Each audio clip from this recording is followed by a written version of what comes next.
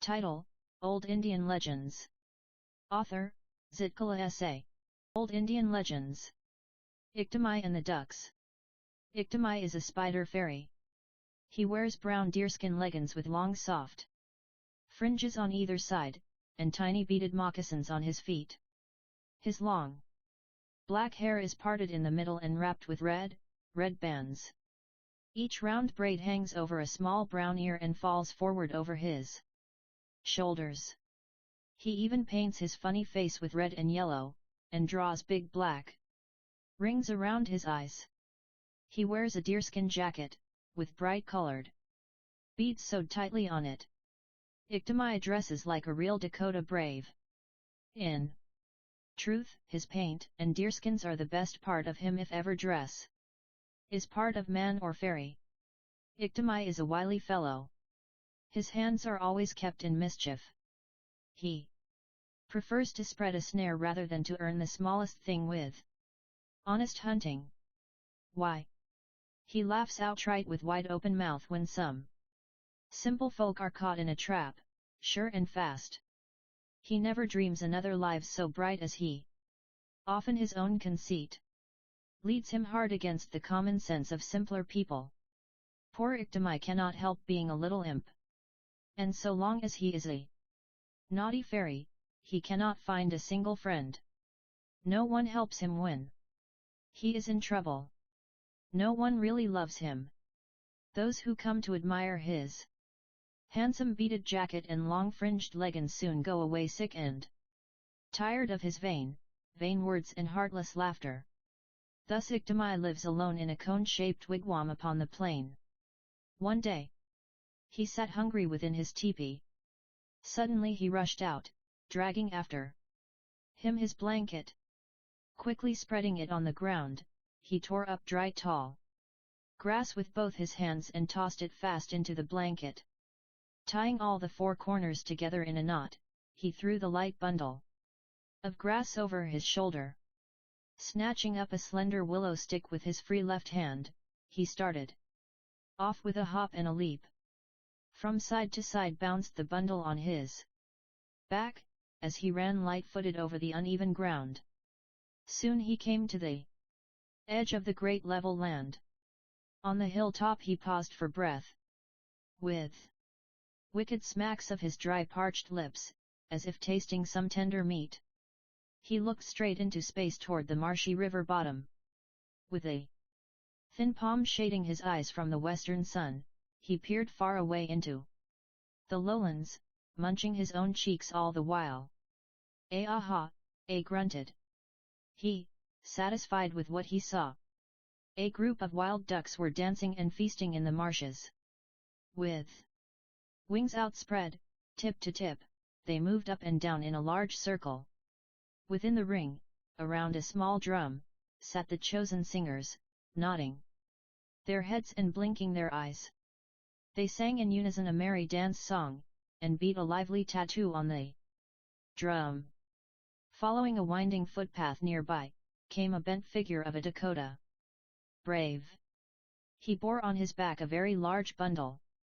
With a willow cane he propped himself up as he staggered along beneath his burden. "Ho! Who is there?" called out a curious old duck, still bobbing up and down in the circular dance. Hereupon the drummers stretched their necks till they strangled their song for a look at the stranger passing by. "Ho, Iktamai! Old fellow, pray tell us what you carry in your blanket. Do not hurry off. Stop! Halt!" urged one of the singers. Stop! Stay! Show us what is in your blanket," cried out other voices. My friends, I must not spoil your dance. Oh, you would not care to see. If you only knew what is in my blanket. Sing on. Dance on. I must not show you what I carry on my back, answered Iktamai, nudging his own sides with his elbows. This reply broke up the ring entirely. Now all the ducks crowded about Iktamai. We must see what you carry. We must know what is in your blanket, They shouted in both his ears. Some even brushed their wings against the mysterious bundle. Nudging himself again, wily Iktimai said, my friends. Tea is only a pack of songs I carry in my blanket oh, then let us hear your songs, cried the curious ducks. At length Iktimai consented to sing his songs. With delight all the ducks flapped their wings and cried together, hoy! Hoy! Iktimai, with great care, laid down his bundle on the ground. I will build first a round straw house, for I never sing my songs in the open air, said he. Quickly he bent green willow sticks, planting both ends of each pole into the earth.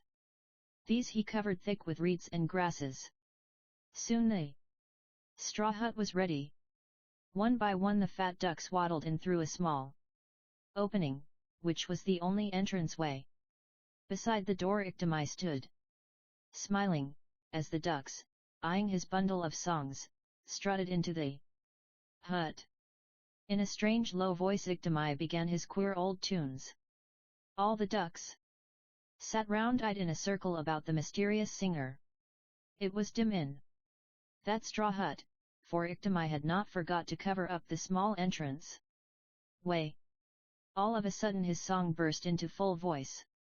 As the startled ducks sat uneasily on the ground, Iktimai changed his tune into a minor strain. These were the words he sang. Istok miswasipo, Tawayatan wanpi kinhan istanisa sapi ktaa, which is, with eyes closed you must dance. He who dares to open his eyes, forever red eyes shall have.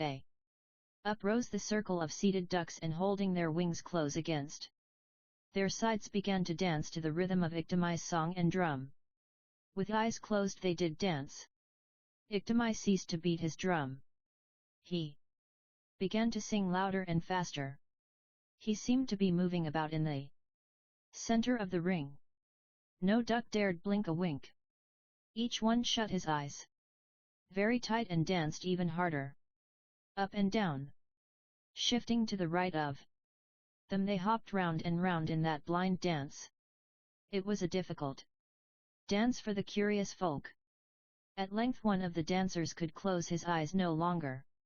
It was a Skiska who peeped the least tiny blink at Iktimai within the center of the circle. Oh! Oh! Squawked he in awful terror. Run! Fly! Iktimai is twisting your heads and breaking your necks. Run out and fly! Fly, he cried. Hereupon the ducks opened their eyes. There beside Iktimai's bundle of songs lay half of their crowd flat on their backs. Out they flew through the opening Skiska had made as he rushed forth with his alarm. But as they soared high into the blue sky they cried to one another. Oh! Your eyes are red red, and yours are red red, for the warning. Words of the magic minor strain had proven true. Aha! Laughed Iktimai, untying the four corners of his blanket. I shall sit no more hungry within my dwelling. Homeward he trudged along with nice fat ducks in his blanket. He left the little straw hut for the reins and winds to pull down. Having reached his own teepee on the high level lands, Iktimai kindled a large fire out of doors. He planted sharp-pointed sticks around the leaping flames. On each stake he fastened a duck to roast. A few he buried under the ashes to bake. Disappearing within his teepee, he came out again with some huge seashells. These were his dishes. Placing one under each roasting duck, he muttered, the sweet fat oozing out will taste well with the hard-cooked breasts.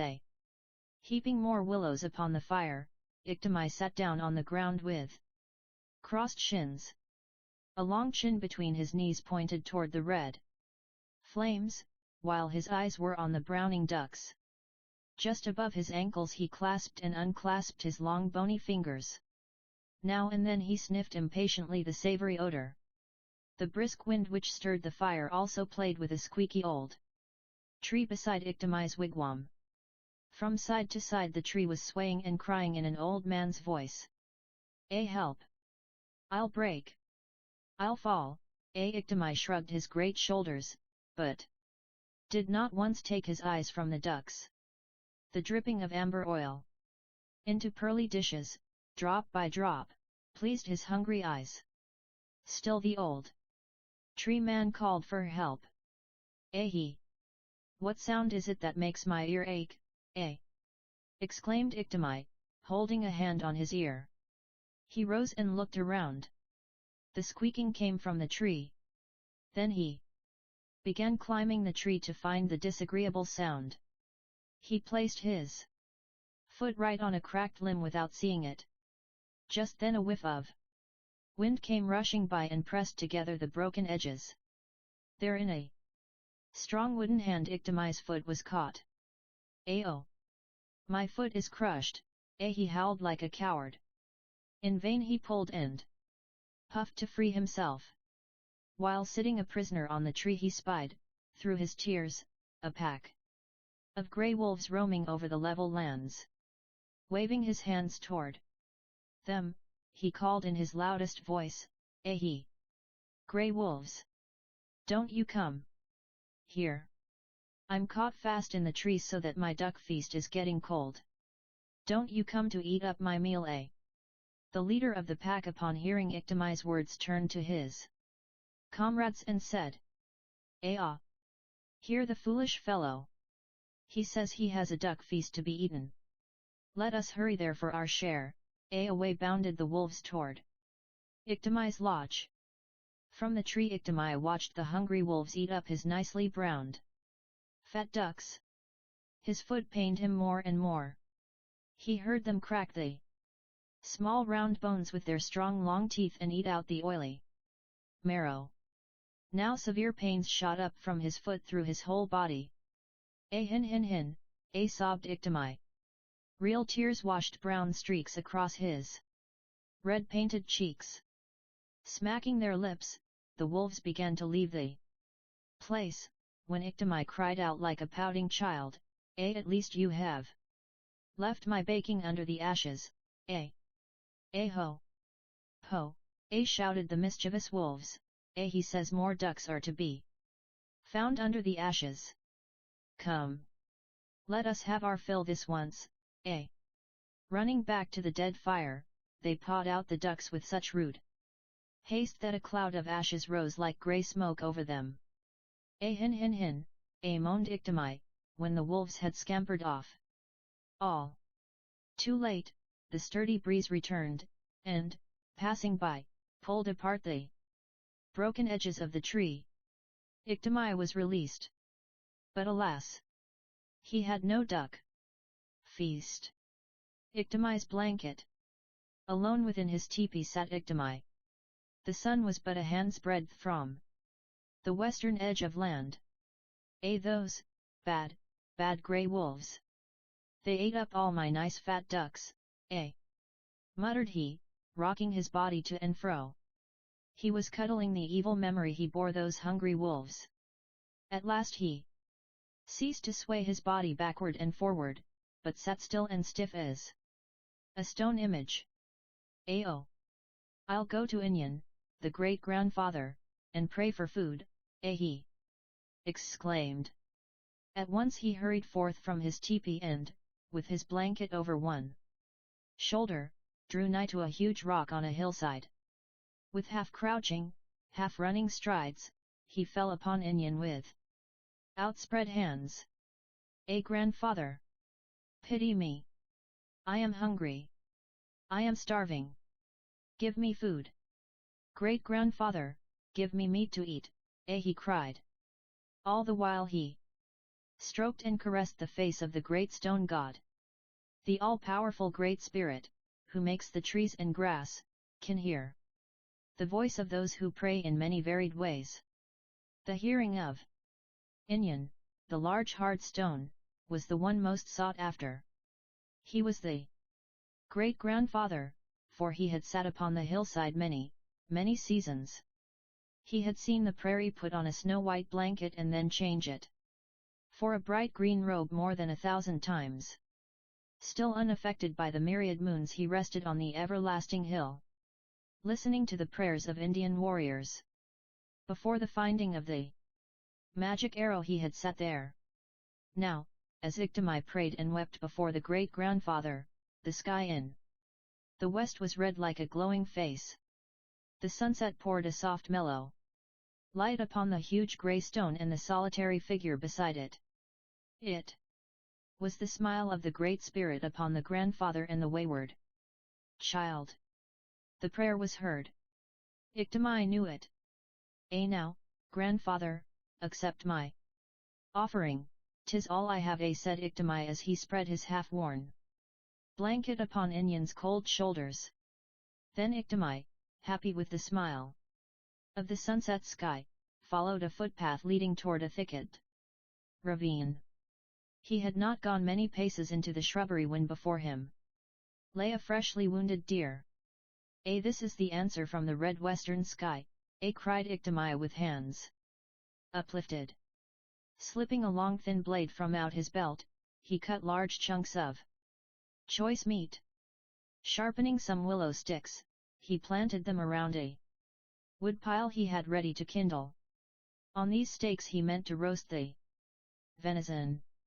While he was rubbing briskly 2 long sticks to start a fire, the sun in the west fell out of the sky below the edge of land. Twilight was over. All. Iktimai felt the cold night air upon his bare neck and shoulders. Oof! He shivered as he wiped his knife on the grass. Tucking it in a beaded case hanging from his belt, Iktimai stood erect, looking about. He shivered again. Oof! Ah! I am cold. I wish I had my blanket, whispered he, hovering over the pile of dry sticks and the sharp stakes round about it. Suddenly he paused and dropped his hands at his sides. The old great-grandfather does not feel the cold as I do. He does not need my old blanket as I do. I wish I had not given it to him. Oh! I think I'll run up there and take it back, said he, pointing his long chin toward the large grey stone. Iktimai, in the warm sunshine, had no need of his blanket, and it had been very easy to part with a thing which he could not miss. But the chilly night wind quite froze his ardent thank-offering. Thus running up the hillside, his teeth chattering all the way, he drew near to Inyan, the sacred symbol. Seizing one corner of the half-worn blanket, Iktimai pulled it off with a jerk. Give my blanket back, old grandfather. You do not need it. I do, this was very wrong, yet Iktimai did it, for his wit was not wisdom. Drawing the blanket tight over his shoulders, he descended the hill with hurrying feet. He was soon upon the edge of the ravine. A young moon, like a bright bent bow, climbed up from the southwest horizon a little way into the sky. In this pale light Iktimai stood motionless as a ghost amid the thicket. His woodpile was not yet kindled. His pointed stakes were still bare as he had left them. But where was the deer, the venison he had felt warm in his hands a moment ago? It was gone. Only the dry rib bones lay on the ground like giant fingers from an open grave. Iktimai was troubled.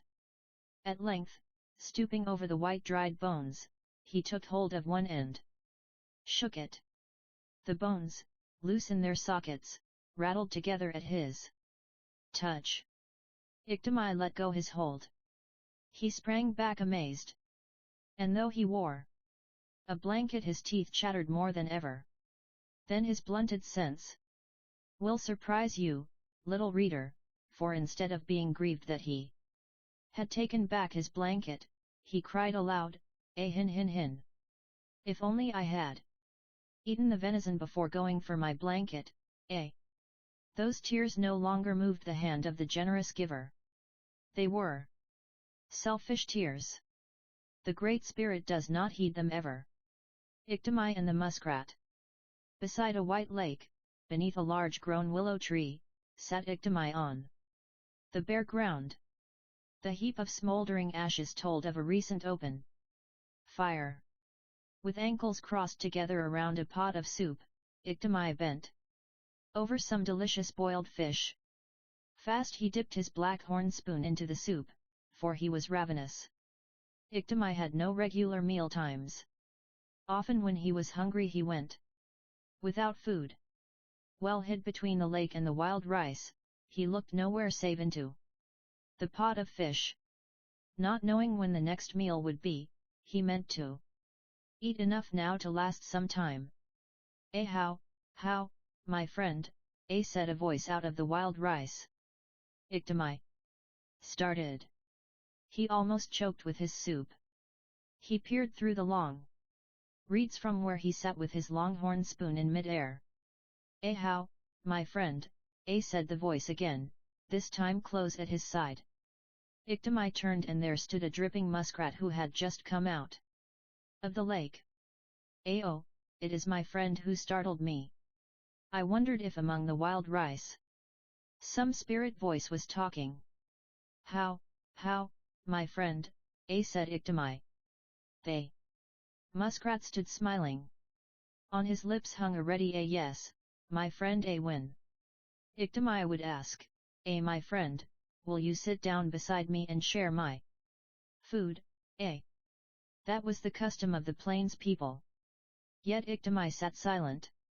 He hummed an old dance song and beat gently on the edge of the pot with his buffalo horn spoon. The muskrat began to feel awkward before such lack of hospitality and wished himself under water. After many heart-throbs Iktimai stopped drumming with his horn ladle, and looking upward into the muskrat's face, he said, my friend, let us run a race to see who shall win this pot of fish. If I win, I shall not need to share it with you. If you win, you shall have half of it. Springing to his feet, Iktimai began at once to tighten the belt about his waist. My friend Ikto, I cannot run a race with you. I am not a swift runner. And you are nimble as a deer. We shall not run any race together, answered the hungry muskrat. For a moment Iktimai stood with a hand on his long protruding chin. His eyes were fixed upon something in the air. The muskrat looked out of the corners of his eyes without moving his head. He watched the wily Iktimai concocting a plot. Yes, said Iktimai, suddenly turning his gaze upon the unwelcome visitor. I shall carry a large stone on my back. That will slacken my usual speed, and the race will be a fair one. Saying this he laid a firm hand upon the muskrat's shoulder and started off along the edge of the lake. When they reached the opposite side, Iktimai pried about in search of a heavy stone. He found one half buried in the shallow water. Pulling it out upon dry land, he wrapped it in his blanket. Now, my friend, you shall run on the left side of the lake, I on the other. The race is for the boiled fish in yonder kettle, said Iktimai. The muskrat helped to lift the heavy stone upon Iktimai's back. Then they parted. Each took a narrow path through the tall reeds fringing the shore. Iktimai found his load a heavy one. Perspiration hung like beads on his brow. His chest heaved hard and fast. He looked across the lake to see how far the muskrat had gone, but nowhere did he see any sign of him. Well, he is running low under the wild rice, said he. Yet as he scanned the tall grasses on the lake shore, he saw not one stir as if to make way for the runner. Has he gone so fast ahead that the disturbed grasses in his trail have quieted again, exclaimed Iktimai. With that thought he quickly dropped the heavy stone. No more of this, said he, patting his chest with both hands. Off with a springing bound, he ran swiftly toward the goal. Tufts of reeds and grass fell flat under his feet. Hardly had they raised their heads when Iktomi was many paces gone. Soon he reached the heap of cold ashes. Iktomi halted stiff as if he had struck an invisible cliff. His black eyes showed a ring of white about them as he stared at the empty ground. There was no pot of boiled fish. There was no waterman in sight. Oh, if only I had shared my food like a real Dakota, I would not have lost it all. Why did I not know the muskrat would run through the water? He swims faster than I could ever run. That is what he has done. He has laughed at me for carrying a weight on my back while he shot hither like an arrow, eh? Crying thus to himself, Iktomi stepped to the water's brink. He stooped forward with a hand on each bent knee and peeped far into the deep water. There, he exclaimed, I see you, my friend, sitting with your ankles wound around my little pot of fish. My friend, I am hungry. Give me a bone, ha, ha, ha, laughed the waterman, the muskrat. The sound did not rise up out of the lake, for it came down from overhead.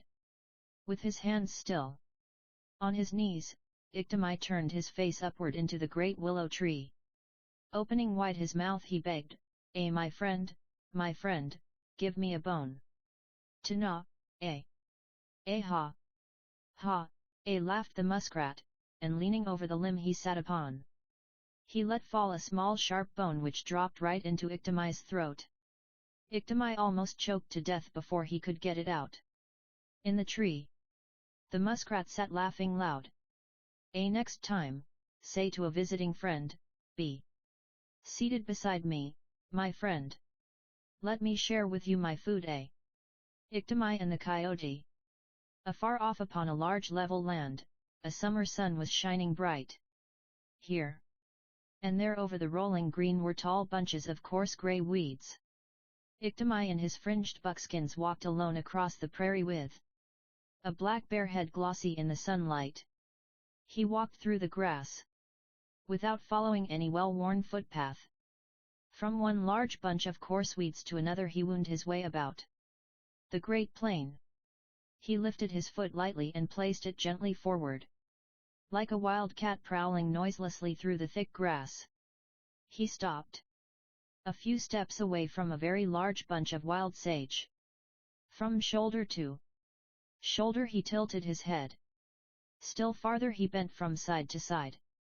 First low over one hip and then over the other. Far forward he stooped, stretching his long thin neck like a duck, to see what lay under a fur coat beyond the bunch of coarse grass. A sleek grey-faced prairie wolf. His pointed black nose tucked in between his 4 feet drawn snugly together, his handsome bushy tail wound over his nose and feet, a coyote fast asleep in the shadow of a bunch of grass. This is what Iktomi spied.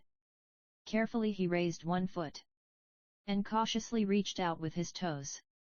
Gently, gently he lifted the foot behind and placed it before the other. Thus he came nearer and nearer to the round fur ball lying motionless under the sage grass. Now Iktomi stood beside it, looking at the closed eyelids that did not quiver the least bit. Pressing his lips into straight lines and nodding his head slowly, he bent over the wolf. He held his ear close to the coyote's nose, but not a breath of air stirred from it. Dead, said he at last. Dead, but not long since he ran over these plains. See, there in his paw is caught a fresh feather. He is nice. Fat meat, taking hold of the paw with the bird feather fast on it, he exclaimed, why, he is still warm. I'll carry him to my dwelling and have a roast for my evening meal. Aha, he laughed, as he seized the coyote by its 2 forepaws and its 2 hind feet and swung him over head across his shoulders. The wolf was large and the teepee was far across the prairie. Iktomi trudged along with his burden, smacking his hungry lips together. He blinked his eyes hard to keep out the salty perspiration streaming down his face. All the while the coyote on his back lay gazing into the sky with wide open eyes. His long white teeth fairly gleamed as he smiled and smiled. To ride on one's own feet is tiresome, but to be carried like a warrior from a brave fight is great fun, said the coyote in his heart. He had never been borne on anyone's back before, and the new experience delighted him. He lay there lazily on Iktimai's shoulders, now and then blinking blue winks. Did you never see a birdie blink a blue wink? This is how it first became a saying among the plains people. When a bird stands aloof watching your strange ways, a thin bluish-white tissue slips quickly over his eyes and as quickly off again, so quick that you think it was only a mysterious blue wink. Sometimes when children grow drowsy they blink blue winks, while others who are too proud to look with friendly eyes upon people blink in this cold bird manner. The coyote was affected by both sleepiness and pride. His winks were almost as blue as the sky. In the midst of his new pleasure the swaying motion ceased. Iktimai had reached his dwelling place. The coyote felt drowsy no longer, for in the next instant he was slipping out of Iktimai's hands. He was falling through space, and then he struck the ground with such a bump he did not wish to breathe for a while. He wondered what Iktimai would do, thus he lay still where he fell. Humming a dance song, one from his bundle of mystery songs, Iktimai hopped and darted about at an imaginary dance and feast. He gathered dry willow sticks and broke them in two against his knee. He built a large fire out of doors. The flames leaped up high in red and yellow streaks. Now Iktimai returned to the coyote who had been looking on through his eyelashes. Taking him again by his paws and hind feet, he swung him to and fro. Then as the wolf swung toward the red flames, Iktimai let him go. Once again the coyote fell through space. Hot air smote his nostrils. He saw red dancing fire, and now he struck a bed of cracking embers. With a quick turn he leaped out of the flames. From his heels were scattered a shower of red coals upon Iktimai's bare arms and shoulders. Dumbfounded, Iktimai thought he saw a spirit walk out of his fire. His jaws fell apart. He thrust a palm to his face, hard over his mouth. He could scarce keep from shrieking, rolling over and over on the grass and rubbing the sides of his head against the ground. The coyote soon put out the fire on his fur. Iktimai's eyes were almost ready to jump out of his head as he stood cooling a burn on his brown arm with his breath. Sitting on his haunches, on the opposite side of the fire from where Iktimai stood, the coyote began to laugh at him. Another day, my friend, do not take too much for granted. Make sure the enemy is stone dead before you make a fire, Then off he ran so swiftly that his long bushy tail hung out in a straight line with his back. Iktimai and the fawn. In one of his wanderings through the wooded lands, Iktimai saw a rare bird sitting high in a tree top. Its long fan-like tail feathers had caught all the beautiful colors of the rainbow. Handsome in the glistening summer sun sat the bird of rainbow plumage. Iktimai hurried hither with his eyes fast on the bird. He stood beneath the tree looking long and wistfully at the peacock's bright feathers. At length he heaved a sigh and began, "Oh, I wish I had such pretty feathers. How I wish I were not I. If only I were a handsome feathered creature, how happy I would be. I'd be so glad to sit upon a very high tree and bask in the summer sun like you," said he suddenly, pointing his bony finger up toward the peacock, who was eyeing the stranger below, turning his head from side to side. I beg of you, make me into a bird with green and purple feathers like yours, implored Iktimai, tired now of playing the brave and beat it. buck's skins. The peacock then spoke to Iktimai, I have a magic power. My touch will change you in a moment into the most beautiful peacock if you can keep one condition. Yes. Yes, shouted Iktimai, jumping up and down, patting his lips with his palm, which caused his voice to vibrate in a peculiar fashion. Yes. Yes. I could keep 10 conditions if only you would change me into a bird with long, bright tail feathers. Oh, I am so ugly. I am so tired of being myself. Change me. Do, Hereupon the peacock spread out both his wings, and scarce moving them, he sailed slowly down upon the ground. Right beside Iktimai he alighted. Very low in Iktimai's ear the peacock whispered, are you willing to keep one condition, though hard it be, yes. Yes. I've told you 10 of them if need be, exclaimed Iktimai, with some impatience. Then I pronounce you a handsome feathered bird.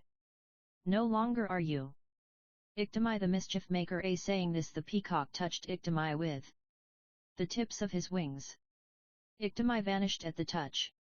There stood beneath the tree 2 handsome peacocks, while one of the pair strutted about with a head turned aside, as if dazzled by his own bright tinted tail feathers. The other bird soared slowly upward. He sat quiet and unconscious of his gay plumage. He seemed content to perch there on a large limb in the warm sunshine. After a little while the vain peacock, dizzy with his bright colors, spread out his wings and lit on the same branch with the elder bird. Oh, he exclaimed, how hard to fly. Brightly tinted feathers are handsome, but I wish they were light enough to fly. Just there the elder bird interrupted him. That is the one condition. Never try to fly like other birds. Upon the day you try to fly you shall be changed into your former self. Oh, what a shame that bright feathers cannot fly into the sky, cried the peacock. Already he grew restless. He longed to soar through space. He yearned to fly above the trees high upward to the sun. Oh, there I see a flock of birds flying thither. Oh, said he, flapping his wings, I must try my wings. I am tired of bright tail feathers. I want to try my wings. No, clucked the elder bird. The flock of chattering birds flew by with whirring wings. Oop, called some to their mates. Possessed by an irrepressible impulse the Iktimai peacock called out. I want to come. Wait for me, and with that he gave a lunge into the air. The flock of flying feathers wheeled about and lowered over the tree whence came the peacock's cry. Only one rare bird sat on the tree. And beneath, on the ground, stood a brave in brown buckskins. I am my old self again, groaned Iktimai in a sad voice. Make me over. Pretty bird. Try me this once again, he pleaded in vain. Old Iktimai wants to fly. Ah! We cannot wait for him, sang the birds as they flew away. Muttering unhappy vows to himself, Iktimai had not gone far when he chanced upon a bunch of long slender arrows.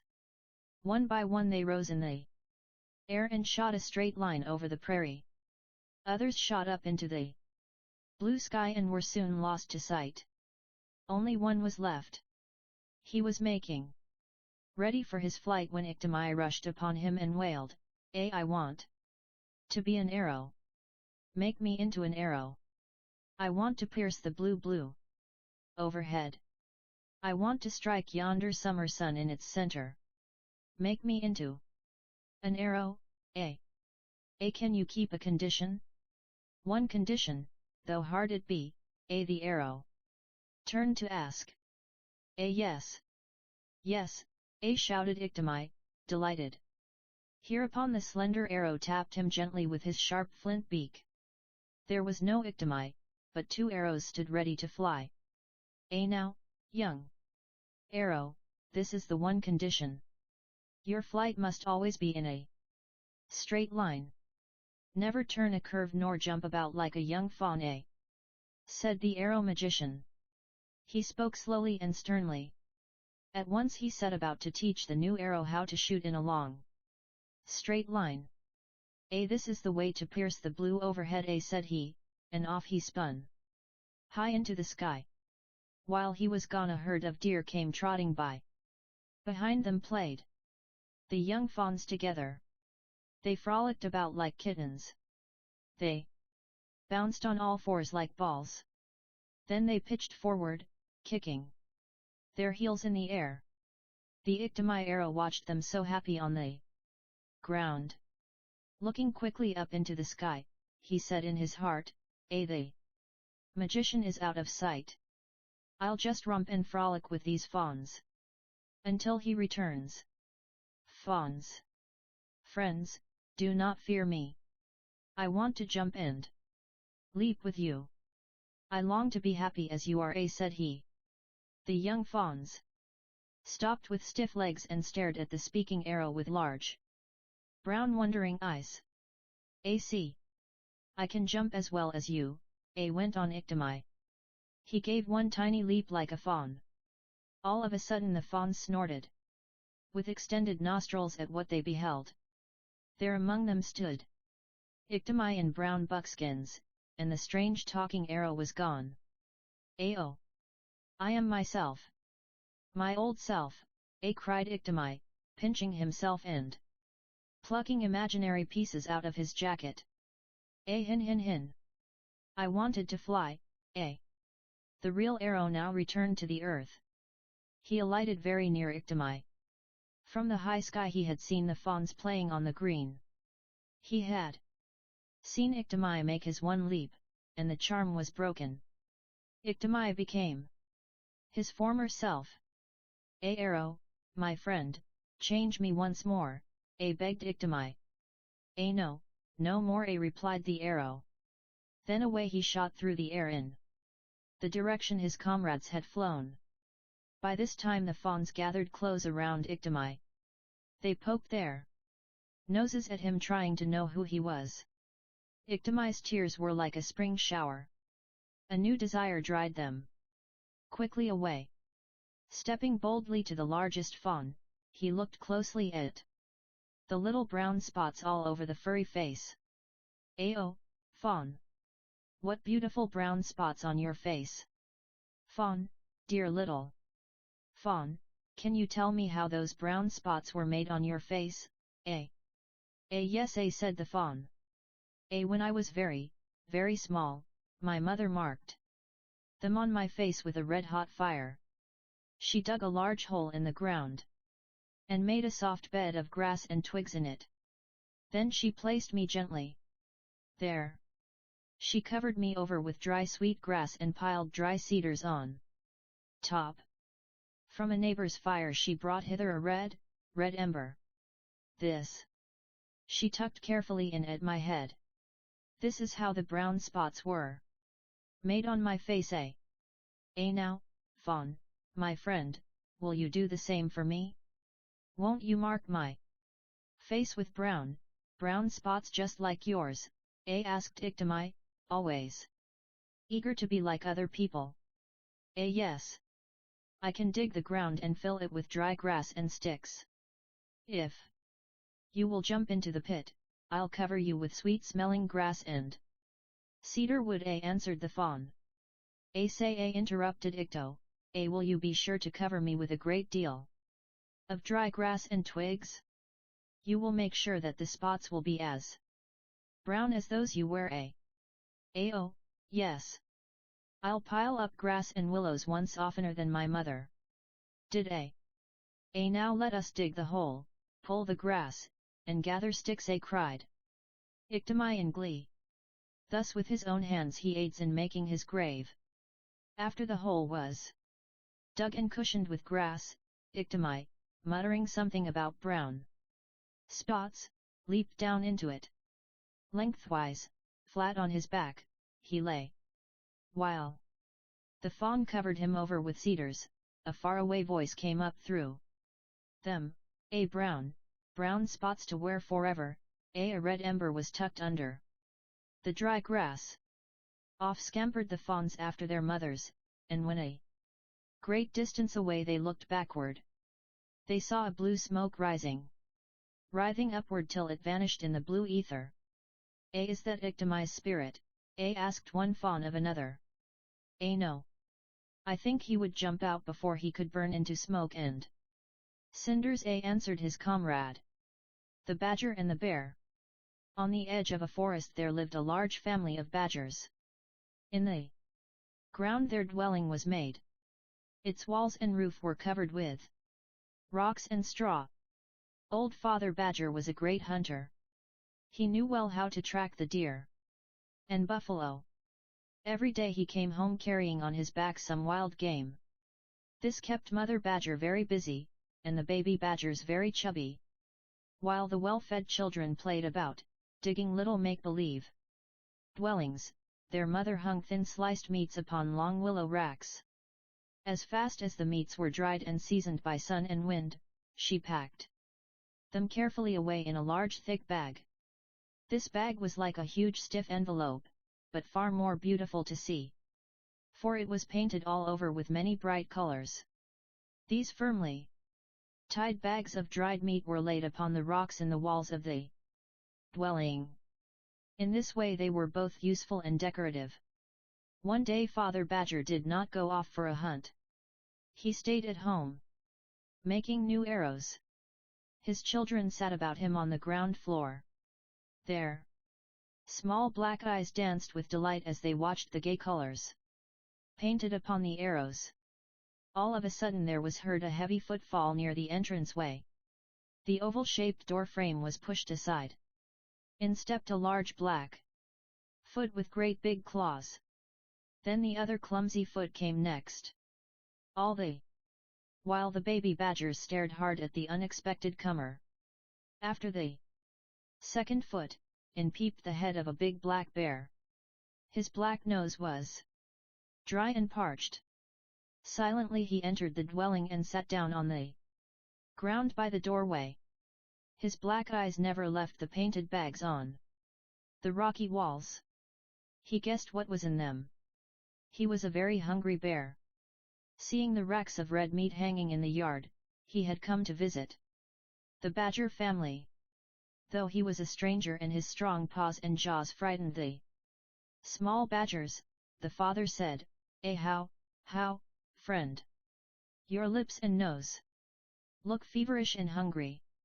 Will you eat with us? Yes, my friend, said the bear. I am starved. I saw your racks of red, fresh meat, and knowing your heart is kind, I came hither. Give me meat to eat, my friend. Hereupon the mother badger took long strides across the room, and as she had to pass in front of the strange visitor, she said, Ahan! Allow me to pass, which was an apology. How, replied the bear, drawing himself closer to the wall and crossing his shins together. Mother Badger chose the most tender red meat, and soon over a bed of coals she broiled the venison. That day the bear had all he could eat. At nightfall he rose, and smacking his lips together, that is the noisy way of saying the food was very good, he left the badger dwelling. The baby badgers, peeping through the door flap after the shaggy bear, saw him disappear into the woods nearby. Day after day the crackling of twigs in the forest told of heavy footsteps. Out would come the same black bear.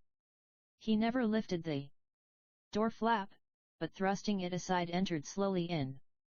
Always in the same place by the entranceway he sat down with crossed shins. His daily visits were so regular that Mother Badger placed a fur rug in his place. She did not wish a guest in her dwelling to sit upon the bare, hard ground. At last one time when the bear returned, his nose was bright and black. His coat was glossy. He had grown fat upon the badger's hospitality. As he entered the dwelling, a pair of wicked gleams shot out of his shaggy head. Surprised by the strange behavior of the guest who remained standing upon the rug, leaning his round back against the wall, Father Badger queried, how, my friend? What, The bear took one stride forward and shook his paw in the badger's face. He said, I am strong, very strong, yes, yes, so you are, replied the badger. From the farther end of the room, Mother Badger muttered over her beadwork, yes, you grew strong. From our well-filled bowls, The bear smiled, showing a row of large sharp teeth.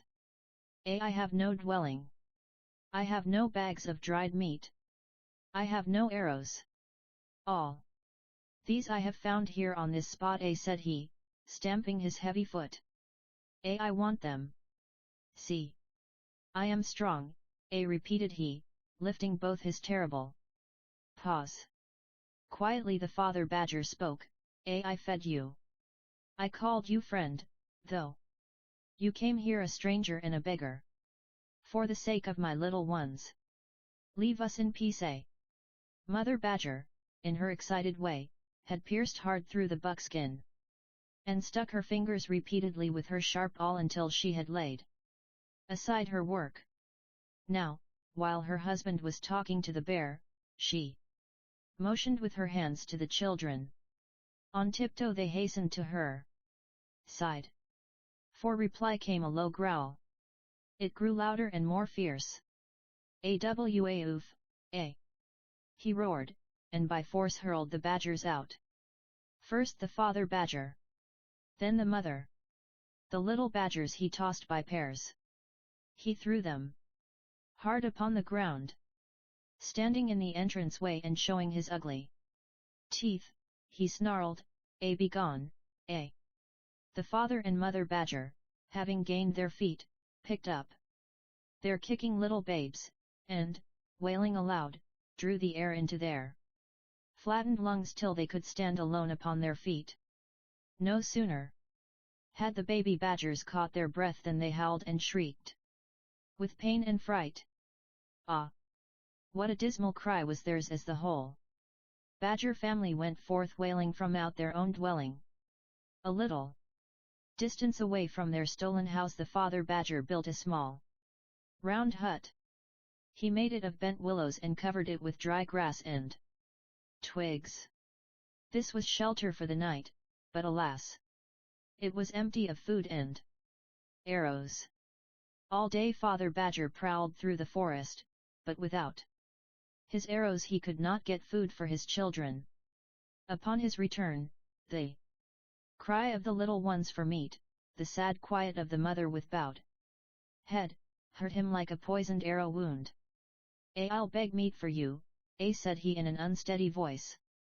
Covering his head and entire body in a long loose robe he halted beside the big black bear. The bear was slicing red meat to hang upon the rack. He did not pause for a look at the comer. As the badger stood there unrecognized, he saw that the bear had brought with him his whole family. Little cubs played under the high-hanging new meats.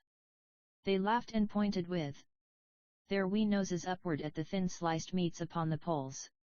Have you no heart, black bear? My children are starving. Give me a small piece of meat for them, begged the badger. Oof, growled the angry bear, and pounced upon the badger. Be gone, said he, and with his big hind foot he sent Father Badger sprawling on the ground. All the little ruffian bears hooted and shouted ha ha, to see the beggar fall upon his face.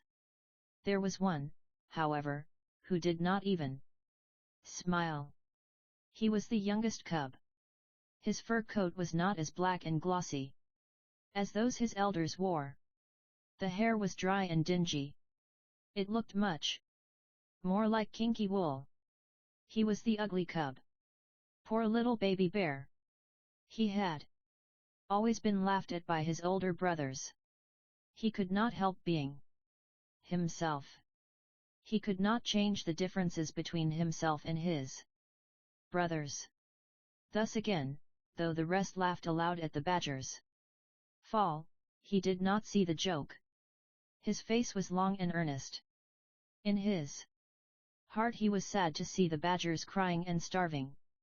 In his breast spread a burning desire to share his food with them. I shall not ask my father for meat to give away. He would say no. Then my brothers would laugh at me, said the ugly baby bear to himself. In an instant, as if his good intention had passed from him, he was singing happily and skipping around his father at work. Singing in his small high voice and dragging his feet in long strides after him, as if a prankish spirit oozed out from his heels, he strayed off through the tall grass. He was ambling toward the small round hut. When directly in front of the entranceway, he made a quick side kick with his left hind leg. Lo! There fell into the badger's hut a piece of fresh meat. It was tough meat, full of sinews, yet it was the only piece he could take without his father's notice. Thus having given meat to the hungry badgers, the ugly baby bear ran quickly away to his father again. On the following day the father badger came back once more. He stood watching the big bear cutting thin slices of meat. Give he began, when the bear turning upon him with a growl, thrust him cruelly aside. The badger fell on his hands. He fell where the grass was wet with the blood of the newly carved buffalo. His keen starving eyes caught sight of a little red clot lying bright upon the green. Looking fearfully toward the bear and seeing his head was turned away, he snatched up the small thick blood. Underneath his girdled blanket he hid it in his hand. On his return to his family, he said within himself, I'll pray the Great Spirit to bless it. Thus he built a small round lodge, sprinkling water upon the heated heap of sacred stones within. He made ready to purge his body. The buffalo blood, too, must be purified before I ask a blessing upon it, thought the badger. He carried it into the sacred vapor lodge. After placing it near the sacred stones, he sat down beside it. After a long silence, he muttered, Great Spirit, bless this little buffalo blood. Then he arose, and with a quiet dignity stepped out of the lodge. Close behind him someone followed. The badger turned to look over his shoulder, and to his great joy he beheld a Dakota brave in handsome buckskins. In his hand he carried a magic arrow. Across his back dangled a long fringed quiver. In answer to the badger's prayer, the avenger had sprung from out the red globules. My son, exclaimed the badger with extended right hand. How, father? Replied the brave, I am your avenger, Immediately the badger told the sad story of his hungry little ones and the stingy bear. Listening closely, the young man stood looking steadily upon the ground. At length the father badger moved away. Where? Queried the avenger. My son, we have no food. I am going again to beg for meat, answered the badger. Then I go with you, replied the young brave. This made the old badger happy. He was proud of his son. He was delighted to be called a father by the first human creature. The bear saw the badger coming in the distance. He narrowed his eyes at the tall stranger walking beside him. He spied the arrow.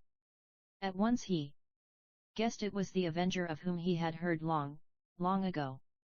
As they approached, the bear stood erect with a hand on his thigh.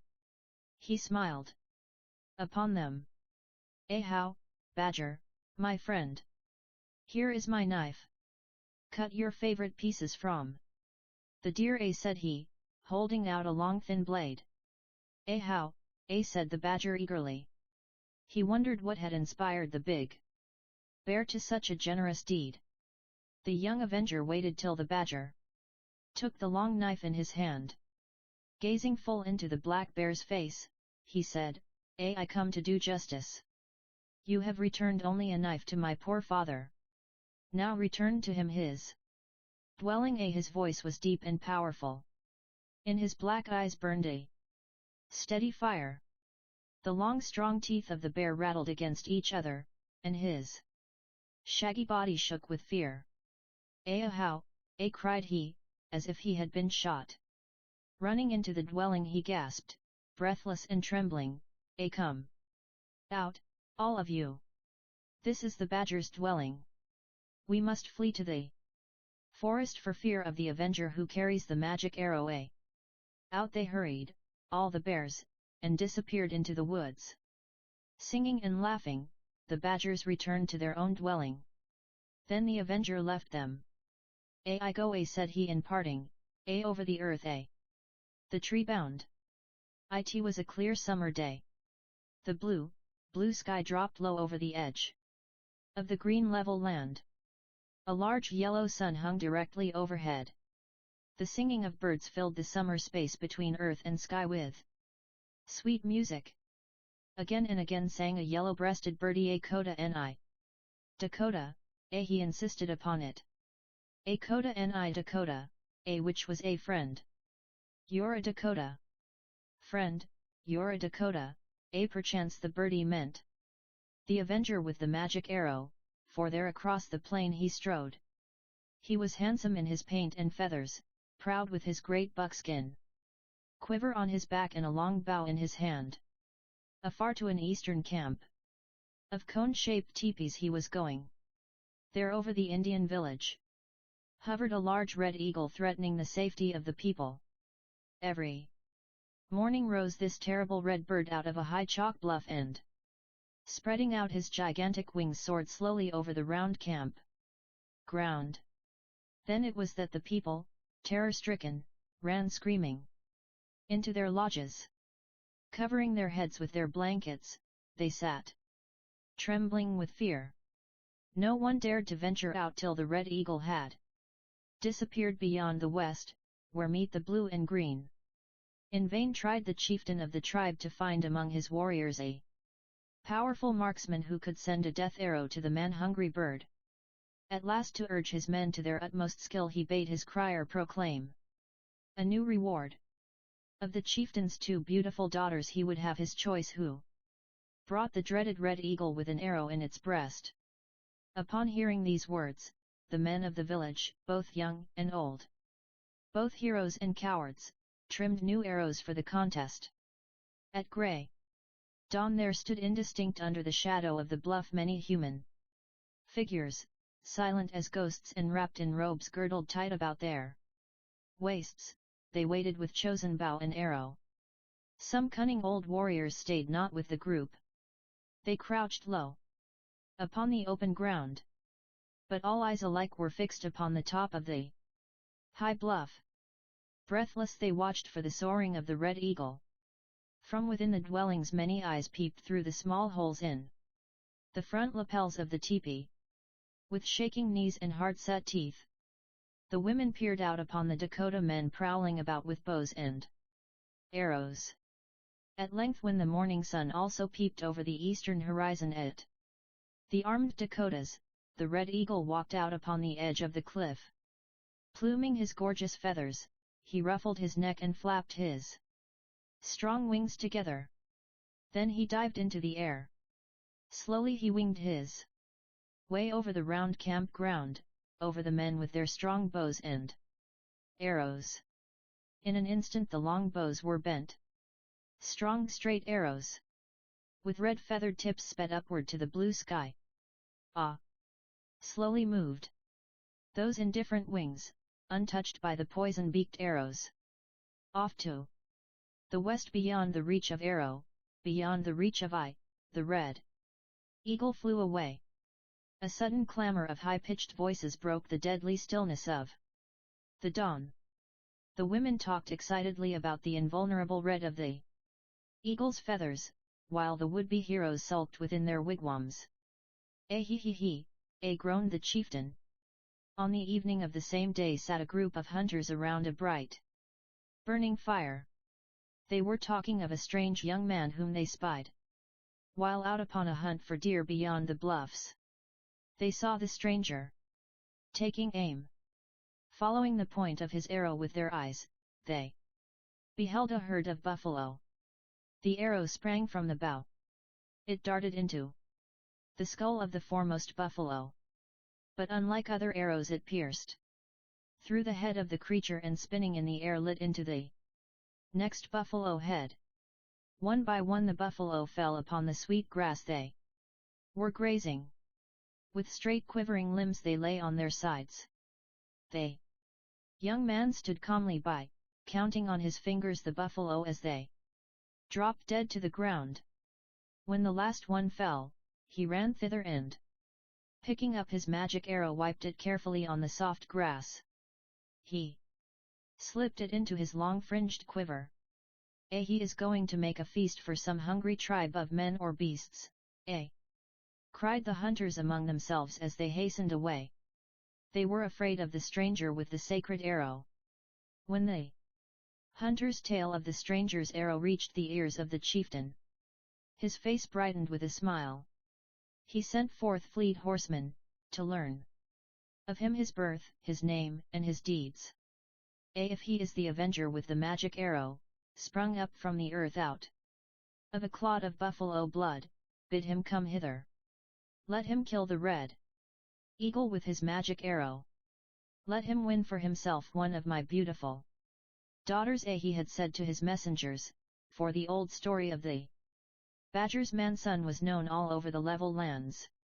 After 4 days and nights the braves returned. He is coming, they said.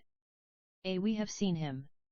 He is straight and tall, handsome in face, with large black eyes. He paints his round cheeks with bright red, and wears the penciled lines of red over his temples like our men of honored rank. He carries on his back a long fringed quiver in which he keeps his magic arrow. His bow is long and strong. He is coming now to kill the big red eagle. All around the campground from mouth to ear passed those words of the returned messengers. Now it chanced that immortal Iktomi, fully recovered from the brown burnt spots, overheard the people talking. At once he was filled with a new desire. If only I had the magic arrow, I would kill the red eagle and win the chieftain's daughter for a wife, said he in his heart. Back to his lonely wigwam he hastened. Beneath the tree in front of his teepee he sat upon the ground with chin between his drawn-up knees. His keen eyes scanned the wide plain. He was watching for the avenger. He is coming, said the people, muttered old Iktomi. All of a sudden, he raised an open palm to his brow and peered afar into the west. The summer sun hung bright in the middle of a cloudless sky. There across the green prairie was a man walking bareheaded toward the east. Ha! Ha! 'Tis he! The man with the magic arrow, laughed Iktomi. And when the bird with the yellow breast sang loud again, Dakota ni Dakota. Friend, you're a Dakota. Iktomi put his hand over his mouth as he threw his head far backward, laughing at both the bird and man. He is your friend, but his arrow will kill one of your kind. He is a Dakota, but soon he'll grow into the bark on this tree. Ha! Ha! Ha! He laughed again. The young avenger walked with swaying strides nearer and nearer toward the lonely wigwam and tree.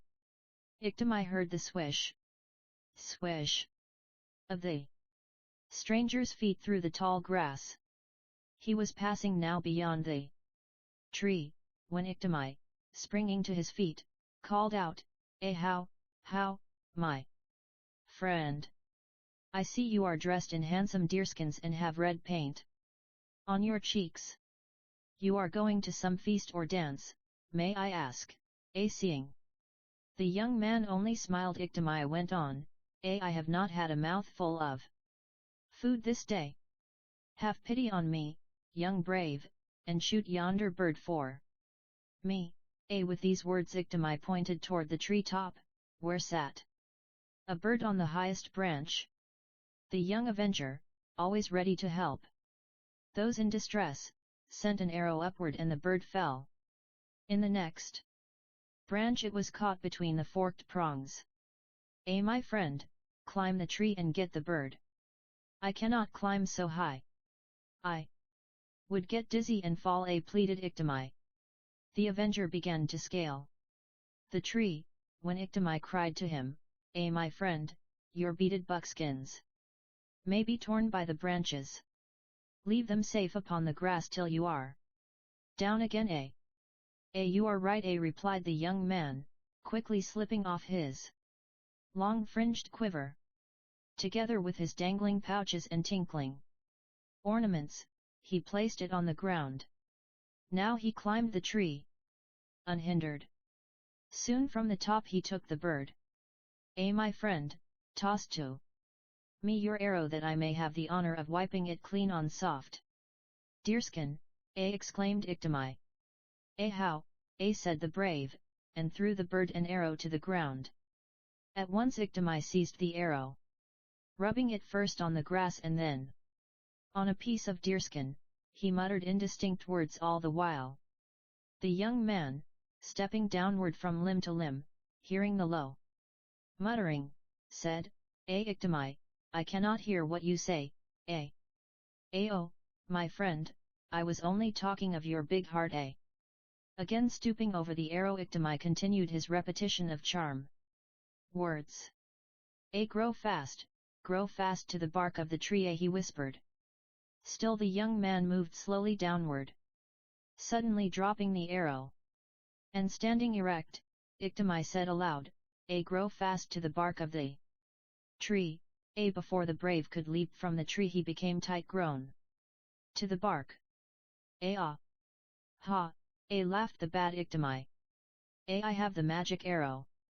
I have the beaded buckskins of the great avenger, hooting and dancing beneath the tree, he said, I shall kill the red eagle, I shall wed the chieftain's beautiful daughter, Oh, Iktomi, set me free, begged the tree-bound Dakota brave.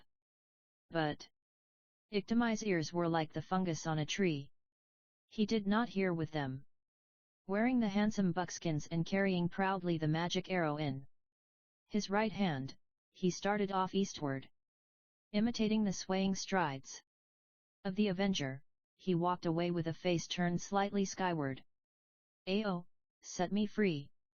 I am glued to the tree like its own bark. Cut me loose, moaned the prisoner. A young woman, carrying on her strong back a bundle of tightly bound willow sticks, passed near by the lonely teepee. She heard the wailing man's voice. She paused to listen to the sad words. Looking around she saw nowhere a human creature. It may be a spirit, thought she. Oh! Cut me loose. Set me free. Iktomi has played me false. He has made me bark of his tree, cried the voice again. The young woman dropped her pack of firewood to the ground. With her stone axe she hurried to the tree. There before her astonished eyes clung a young brave close to the tree. Too shy for words, yet too kind-hearted to leave the stranger tree-bound, she cut loose the whole bark. Like an open jacket she drew it to the ground. With it came the young man also. Free once more, he started away. Looking backward, a few paces from the young woman, he waved his hand, upward and downward, before her face. This was a sign of gratitude used when words failed to interpret strong emotion. When the bewildered woman reached her dwelling, she mounted a pony and rode swiftly across the rolling land to the campground in the east. To the chieftain troubled by the red eagle, she carried her story. Shooting of the red eagle. A man in buckskins sat upon the top of a little hillock. The setting sun shone bright upon a strong bow in his hand. His face was turned toward the round campground at the foot of the hill. He had walked a long journey hither. He was waiting for the chieftain's men to spy him. Soon 4 strong men ran forth from the center wigwam toward the hillock, where sat the man with the long bow. He is the avenger come to shoot the red eagle, cried the runners to each other as they bent forward swinging their elbows together. They reached the side of the stranger, but he did not heed them. Proud and silent he gazed upon the cone-shaped wigwams beneath him, spreading a handsomely decorated buffalo robe before the man. 2 of the warriors lifted him by each shoulder and placed him gently on it. Then the 4 men took, each, a corner of the blanket and carried the stranger, with long proud steps, toward the chieftain's teepee. Ready to greet the stranger, the tall chieftain stood at the entrance. "Way! How, you are the avenger with the magic arrow," said he, extending to him a smooth soft hand. "How, great chieftain," replied the man, holding long the chieftain's hand. Entering the teepee, the chieftain motioned the young man to the right side of the doorway, while he sat down opposite him with a center fire burning between them. Wordless, like a bashful Indian maid, the avenger ate in silence the food set before him on the ground in front of his crossed shins. When he had finished his meal he handed the empty bowl to the chieftain's wife, saying, "Mother-in-law, here is your dish." "Han, my son," answered the woman, taking the bowl. With the magic arrow in his quiver the stranger felt not in the least too presuming in addressing the woman as his mother-in-law. Complaining of fatigue, he covered his face with his blanket and soon within the chieftain's teepee he lay fast asleep. The young man is not handsome after all," whispered the woman in her husband's ear. But after he has killed the red eagle he will seem handsome enough," answered the chieftain. That night the star men in their burial procession in the sky reached the low northern horizon, before the center fires within the teepees had flickered out. The ringing laughter which had floated up through the smoke lapels was now hushed, and only the distant howling of wolves broke the quiet of the village. But the lull between midnight and dawn was short indeed. Very early the oval-shaped door flaps were thrust aside and many brown faces peered out of the wigwams toward the top of the highest bluff. Now the sun rose up out of the east. The red-painted avenger stood ready within the campground for the flying of the red eagle. He appeared. That terrible bird! He hovered over the round village as if he could pounce down upon it and devour the whole tribe. When the first arrow shot up into the sky the anxious watchers thrust a hand quickly over their half-uttered "Ahinu," the second and the third arrows flew upward but missed by a wide space the red eagle soaring with lazy indifference over the little man with the long bow. All his arrows he spent in vain. My blanket brushed my elbow and shifted the course of my arrow, said the stranger as the people gathered around him. During this happening, a woman on horseback halted her pony at the chieftain's teepee. It was no other than the young woman who cut loose the tree-bound captive. While she told the story the chieftain listened with downcast face. I passed him on my way. He is near, she ended. Indignant at the bold impostor, the wrathful eyes of the chieftain snapped fire like red cinders in the night time. His lips were closed. At length to the woman he said, how, you have done me a good deed, Then with quick decision he gave command to a fleet horseman to meet the avenger. Clothe him in these my best buckskins, said he, pointing to a bundle within the wigwam. In the meanwhile strong men seized Iktimai and dragged him by his long hair to the hilltop. There upon a mock-pillared grave they bound him, hand and feet. Grown ups and children sneered and hooted at Iktimai's disgrace. For a half-day he lay there, the laughing-stock of the people. Upon the arrival of the real avenger, Iktimai was released and chased away beyond the outer limits of the campground. On the following morning at daybreak, peeped the people out of half-open door flaps. There again in the midst of the large campground was a man in beaded buckskins. In his hand was a strong bow and red-tipped arrow. Again the big red eagle appeared on the edge of the bluff. He plumed his feathers and flapped his huge wings. The young man crouched low to the ground. He placed the arrow on the bow, drawing a poisoned flint for the eagle. The bird rose into the air. He moved his outspread wings 1, 2, 3 times and lo! The eagle tumbled from the great height and fell heavily to the earth. An arrow stuck in his breast.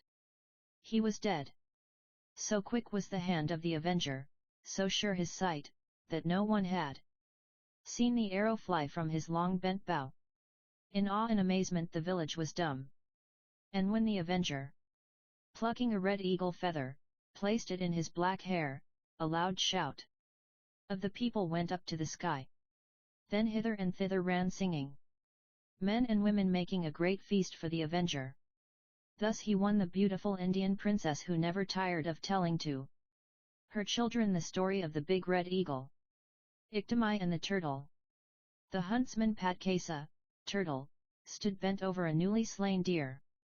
The red-tipped arrow he drew from the wounded deer was unlike the arrows in his own quiver. Another's stray shot had killed the deer. Patkasa had hunted all the morning without so much as spying an ordinary blackbird. At last returning homeward, tired and heavy-hearted that he had no meat for the hungry mouths in his wigwam, he walked slowly with downcast eyes. Kind ghosts pitied the unhappy hunter and led him to the newly slain deer, that his children should not cry for food. When Patkasa stumbled upon the deer in his path, he exclaimed, "A good spirits have pushed me hither, eh?" Thus he leaned long over the gift of the friendly ghosts. "Eh how, my friend," said a voice behind his ear, and a hand fell on his shoulder. It was not a spirit this time. It was old Iktomi. "Eh how, Iktomi," answered Patkasa, still stooping over the deer. "My friend, you are a skilled hunter," began Iktomi, smiling a thin smile which spread from one ear to the other. Suddenly raising up his head, Patkasa's black eyes twinkled as he asked, "Oh, you really say so, eh?" "Yes, my friend, you are a skillful fellow. Now let us have a little contest. Let us see who can jump over the deer without touching a hair on his hide," suggested Iktomi.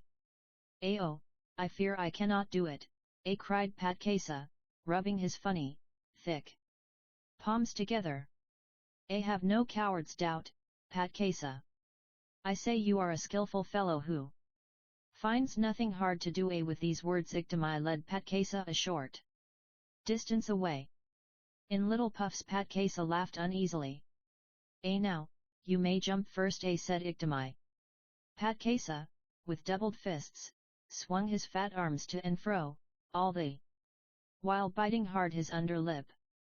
Just before the run and leap Iktomi put in, "Let the winner have the deer to eat, eh?" It was too late now to say no. Patkasa was more afraid of being called a coward than of losing the deer. "Ho-wo," he replied, still working his short arms. At length he started off on the run. So quick and small were his steps that he seemed to be kicking the ground only. Then the leap. But Patkasa tripped upon a stick and fell hard against the side of the deer. He, exclaimed Iktomi, pretending disappointment that his friend had fallen. Lifting him to his feet, he said, "Now it is my turn to try the high jump." Hardly was the last word spoken than Iktomi gave a leap high above the deer. "The game is mine," laughed he, patting the sullen Patkasa on the back. "My friend, watch the deer while I go to bring my children," said Iktomi, darting lightly through the tall grass. Patkasa was always ready to believe the words of scheming people and to do the little favors anyone asked of him. However, on this occasion, he did not answer a yes, my friend he realized that Iktimai's flattering tongue had made him foolish. He turned up his nose at Iktimai, now almost out of sight, as much as to say, "Oh, no, Ikto, I do not hear your words, eh?" Soon there came a murmur of voices. The sound of laughter grew louder and louder. All of a sudden it became hushed. Old Iktimai led his young Iktimai brood to the place where he had left the turtle, but it was vacant. Nowhere was there any sign of Patkasa or the deer. Then the babes did howl. Be still, said Father Iktimai to his children. I know where Patkasa lives. Follow me. I shall take you to the turtle's dwelling. He ran along a narrow footpath toward the creek nearby. Close upon his heels came his children with tear-streaked faces. There, said Iktimai in a loud whisper as he gathered his little ones on the bank. There is Patkasa broiling venison. There is his teepee, and the savory fire is in his front yard. The young Iktimis stretched their necks and rolled their round black eyes like newly hatched birds. They peered into the water. Now, I will cool Patkasa's fire. I shall bring you the broiled venison. Watch closely. When you see the black coals rise to the surface of the water, clap your hands and shout aloud, for soon after that sign I shall return to you with some tender meat. Thus saying, Iktimai plunged into the creek. Splash! Splash! The water leaped upward into spray. Scarcely had it become leveled and smooth than there bubbled up many black spots. The creek was seething with the dancing of round black things. The cooled fire. The coals, laughed the brood of Iktimis. Clapping together their little hands, they chased one another along the edge of the creek. They shouted and hooted with great glee. Ahas, said a gruff voice across the water. It was Patkasa. In a large willow tree leaning far over the water he sat upon a large limb. On the very same branch was a bright burning fire over which Patkasa broiled the venison. By this time the water was calm again. No more danced those black spots on its surface, for they were the toes of old Iktimai. He was drowned. The Iktimai children hurried away from the creek, crying and calling for their water-dead father. Dance in a buffalo skull. It was night upon the prairie. Overhead the stars were twinkling bright. Their red and yellow lights. The moon was young, a silvery thread among the stars. It soon drifted low beneath the horizon. Upon the ground the land was pitchy black. There are night people on the plain who love the dark. Amid the black level land they meet to frolic under the stars. Then when their sharp ears hear any strange footfalls, nigh they scamper away into the deep shadows of night. There they are, safely hid from all dangers, they think. Thus it was that one very black night, afar off from the edge of the level land, out of the wooded river bottom glided forth two balls of fire. They came farther and farther into the level land. They grew larger and brighter. The dark hid the body of the creature with those fiery eyes. They came on and on, just over the tops of the prairie grass. It might have been a wild cat prowling low on soft, stealthy feet. Slowly but surely the terrible eyes drew nearer and nearer to the heart of the level land. There in a huge old buffalo skull was a gay feast and dance. Tiny little field mice were singing and dancing in a circle to the boom boom of a wee drum. They were laughing and talking among themselves while their chosen singers sang loud a merry tune. They built a small open fire within the center of their queer dance house. The light streamed out of the buffalo skull through all the curious sockets and holes. A light on the plain in the middle of the night was an unusual thing. But so merry were the mice they did not hear the king of sleepy birds, disturbed by the unaccustomed fire. A pack of wolves, fearing to come nigh this night fire, stood together a little distance away, and, turning their pointed noses to the stars, howled and yelped most dismally.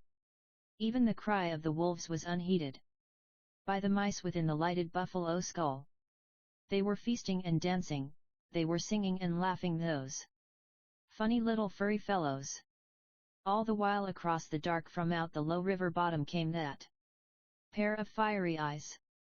Now closer and more swift, now fiercer and glaring, the eyes moved toward the buffalo skull. All unconscious of those fearful eyes, the happy mice nibbled at dried roots and venison. The singers had started another song. The drummers beat the time, turning their heads from side to side in rhythm. In a ring around the fire hopped the mice, each bouncing hard on his two hind feet. Some carried their tails over their arms, while others trailed them proudly along. Ah, very near are those round yellow eyes. Very low to the ground they seem to creep toward the buffalo skull. All of a sudden they slide into the eye sockets of the old skull. A spirit of the buffalo, squeaked a frightened mouse as he jumped out from a hole in the back part of the skull. A cat! A cat! Cried other mice as they scrambled out of holes both large and snug. Noiseless they ran away into the dark. The toad and the boy. The waterfowls were flying over the marshy lakes. It was now the hunting season. Indian men, with bows and arrows, were waiting waist deep amid the wild rice. Nearby, within their wigwams, the wives were roasting wild duck and making down pillows. In the largest teepee sat a young mother wrapping red porcupine quills about the long fringes of a buckskin cushion. Beside her lay a black-eyed baby boy cooing and laughing, reaching and kicking upward. With his tiny hands and feet, he played with the dangling strings of his heavy beaded bonnet hanging empty on a tent pole above him. At length the mother laid aside her red quills and white sinew threads. The babe fell fast asleep, leaning on one hand and softly whispering a little lullaby. She threw a light cover over her baby. It was almost time for the return of her husband. Remembering there were no willow sticks for the fire, she quickly girdled her blanket tight about her waist, and with a short-handled axe slipped through her belt, she hurried away toward the wooded ravine. She was strong and swung an axe as skillfully as any man. Her loose buckskin dress was made for such freedom. Soon carrying easily a bundle of long willows on her back, with a loop of rope over both her shoulders, she came striding homeward. Near the entranceway she stooped low, at once shifting the bundle to the right and with both hands lifting the noose from over her head. Having thus dropped the wood to the ground, she disappeared into her teepee. In a moment she came running out again, crying, my son! My little son is gone!" Her keen eyes swept east and west and all around her. There was nowhere any sign of the child. Running with clenched fists to the nearest teepees, she called, has any one seen my baby? He is gone. My little son is gone, Hinyu! Hinyu! Exclaimed the women, rising to their feet and rushing out of their wigwams. We have not seen your child. What has happened? Queried the women. With great tears in her eyes the mother told her story. We will search with you, they said to her as she started off. They met the returning husbands, who turned about and joined in the hunt for the missing child. Along the shore of the lakes, among the high-grown reeds, they looked in vain. He was nowhere to be found. After many days and nights the search was given up. It was sad, indeed, to hear the mother wailing aloud for her little son. It was growing late in the autumn. The birds were flying high toward the south. The teepees around the lakes were gone, save one lonely dwelling. Till the winter snow covered the ground and ice covered the lakes, the wailing woman's voice was heard from that solitary wigwam. From some far distance was also the sound of the father's voice singing a sad song. Thus 10 summers and as many winters have come and gone since the strange disappearance of the little child. Every autumn with the hunters came the unhappy parents of the lost baby to search again for him. Toward the latter part of the 10th season when, one by one, the teepees were folded and the families went away from the lake region, the mother walked again along the lake shore weeping. One evening, across the lake, from where the crying woman stood, a pair of bright black eyes peered at her through the tall reeds and wild rice. A little wild boy stopped his play among the tall grasses. His long, loose hair hanging down his brown back and shoulders was carelessly tossed from his round face. He wore a loin cloth of woven sweet grass. Crouching low to the marshy ground, he listened to the wailing voice. As the voice grew hoarse and only sobs shook the slender figure of the woman, the eyes of the wild boy grew dim and wet. At length, when the moaning ceased, he sprang to his feet and ran like a nymph with swift outstretched toes. He rushed into a small hut of reeds and grasses. Mother! Mother! Tell me what voice it was I heard which pleased my ears, but made my eyes grow wet, said he, breathless. Han, my son, grunted a big, ugly toad. It was the voice of a weeping woman you heard. My son, do not say you like it. Do not tell me it brought tears to your eyes. You have never heard me weep. I can please your ear and break your heart. Listen, replied the great old toad. Stepping outside, she stood by the entranceway. She was old and badly puffed out. She had reared a large family of little toads, but none of them had aroused her love, nor ever grieved her. She had heard the wailing human voice and marveled at the throat which produced the strange sound. Now, in her great desire to keep the stolen boy a while longer, she ventured to cry as the Dakota woman does. In a gruff, coarse voice she broke forth. Hin hin, doeskin. Hin hin, ermine, ermine. Hin hin, red blanket, with white border, not knowing that the syllables of a Dakota's cry are the names of loved ones gone, the ugly toad mother sought to please the boy's ear with the names of valuable articles. Having shrieked in a torturing voice and mouthed extravagant names, the old toad rolled her tearless eyes with great satisfaction. Hopping back into her dwelling, she asked, my son, did my voice bring tears to your eyes? Did my words bring gladness to your ears? Do you not like my wailing better, no, no, pouted the boy with some impatience. I want to hear the woman's voice. Tell me, mother, why the human voice stirs all my feelings, The toad mother said within her breast, the human child has heard and seen his real mother. I cannot keep him longer, I fear. Oh, no, I cannot give away the pretty creature I have taught to call me mother all these many winters. Mother, went on the child voice, tell me one thing.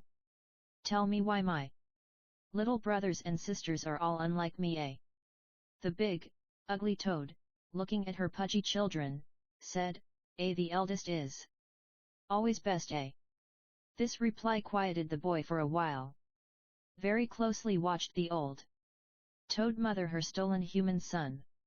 When by chance he started off alone, she shoved out one of her own children after him, saying, do not come Back without your big brother, eh?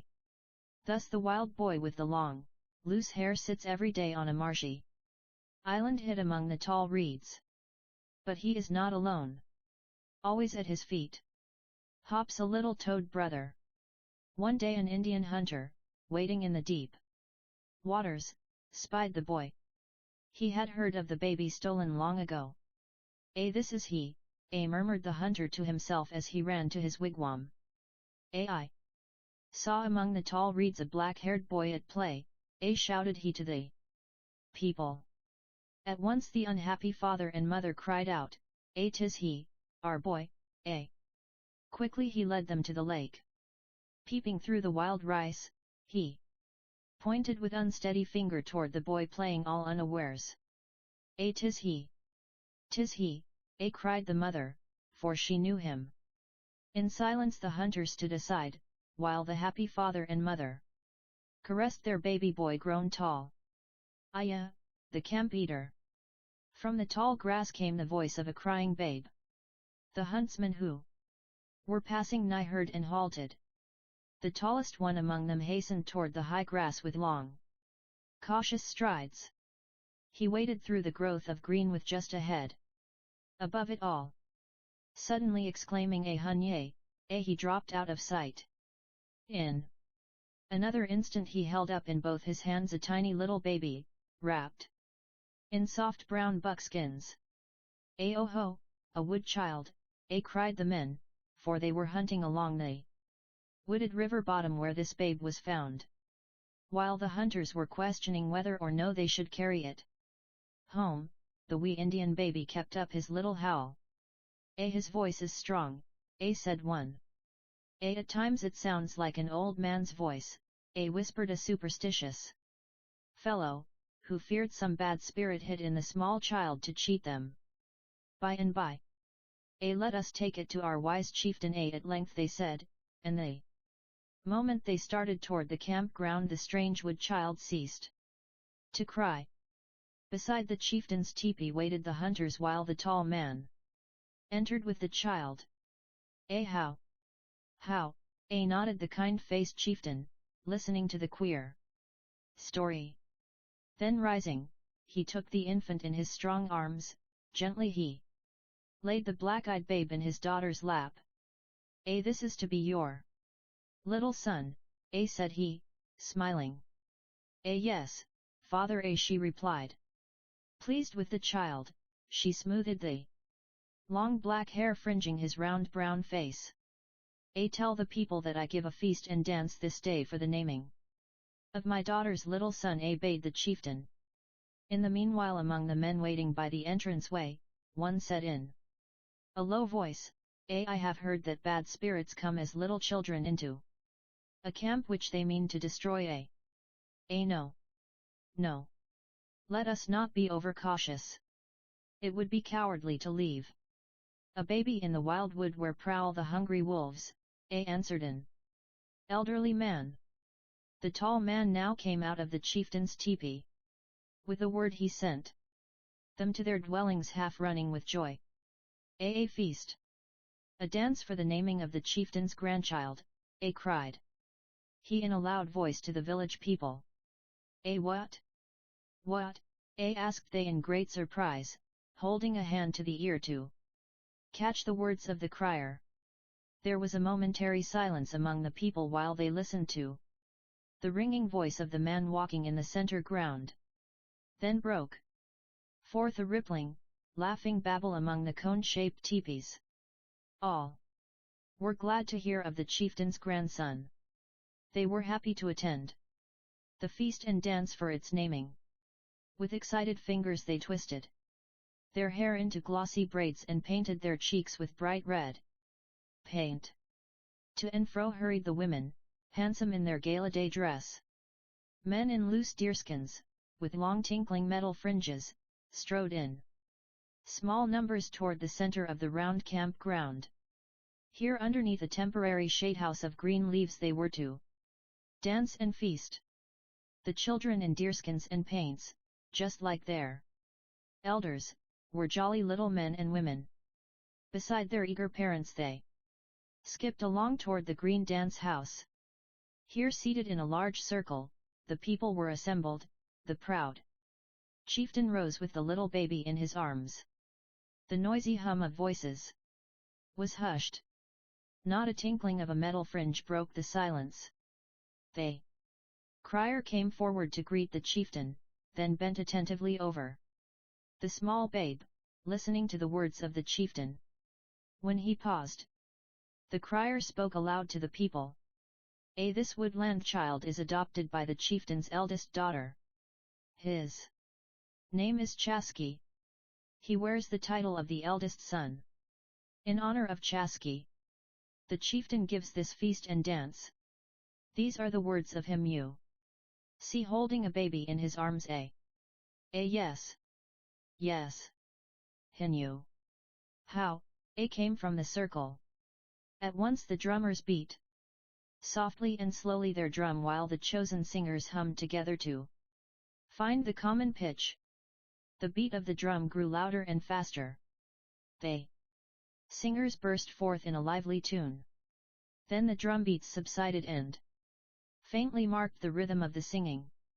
Here and there bounced up men and women, both young and old. They danced and sang with merry light hearts. Then came the hour of feasting. Late into the night the air of the campground was alive with the laughing voices of women and the singing in unison of young men. Within her father's teepee sat the chieftain's daughter. Proud of her little one, she watched over him asleep in her lap. Gradually a deep quiet stole over the campground, as one by one the people fell into pleasant dreams. Now all the village was still. Alone sat the beautiful young mother watching the babe in her lap, asleep with a gaping little mouth.